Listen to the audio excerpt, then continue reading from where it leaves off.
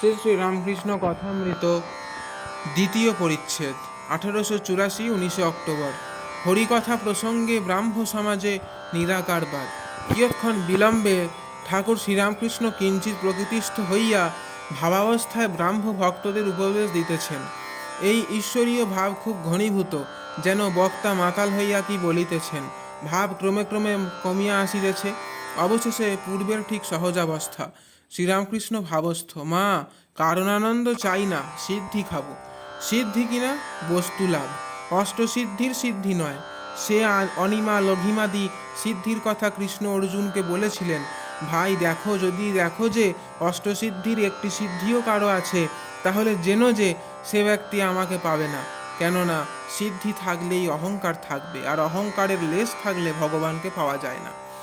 আর এক আছে প্রবর্তক, সাধক, সিদ্ধ, সিদ্ধের সিদ্ধ। যে ব্যক্তি সবে ঈশ্বরের আরাধনায় প্রবৃত্ত হয়েছে, সে প্রবর্তকের থাক। প্রবর্তক ফোঁটা কাটে, তিলক মালা পরে, বাহিরে খুব আচার করে। সাধক আরও এগিয়ে গেছে, তার লোক দেখানো ভাব কমে যায়।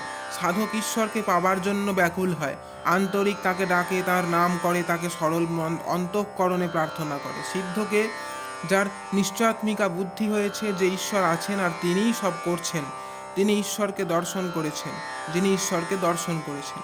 সিদ্ধের সিদ্ধকে, যিনি তার সঙ্গে আলাপ করেছেন, শুধু দর্শন নয়, কেউ পিতৃভাবে, কেউ বাৎসল্যভাবে, কেউ সাক্ষ্যভাবে, কেউ মধুরভাবে তার সঙ্গে আলাপ করেছেন। কাঠে আগুন নিশ্চিত আছে এই বিশ্বাস, আর কাঠ থেকে আগুন বার করে ভাত রেঁধে খেয়ে শান্তি আর তৃপ্তি লাভ করা দুটি অন্য জিনিস।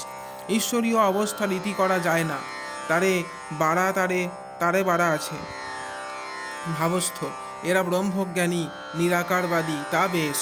ব্রাহ্ম ভক্তদের প্রতি একটাতে দৃঢ় হও, হয় সাকারে নয় নিরাকারে, তবে ঈশ্বর লাভ হয়, নচেত হয় না। দৃঢ় হলে সাকারবাদীও ঈশ্বর লাভ করবে, নিরাকারবাদীও করবে।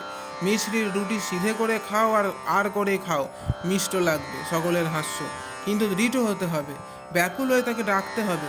বিষয়ের ঈশ্বর কিরূপ জানো? যেমন খুড়ো জেঠির কোঁদল শুনে ছেলেরা খেলা করবার সময় পরস্পর বলে, আমার ঈশ্বরের দিব্য। আর যেমন কোনো ফিটবাবু পান চিবুতে হাতে স্টিক ধরে বাগানে বেড়াতে বেড়াতে একটি ফুল তুলে বন্ধুকে বলে, ঈশ্বর কি বিউটিফুল ফুল করেছেন। কিন্তু এই বিষয়ের ভাব ক্ষণিক, যেমন তপ্ত লোহার উপর জলের ছিটে। একটার উপর দৃঢ় হতে হবে, ডুব দাও, না দিলে সমুদ্রের ভিতর রত্ন পাওয়া যায় না, জলের উপর কেবল বসলে পাওয়া যায় না।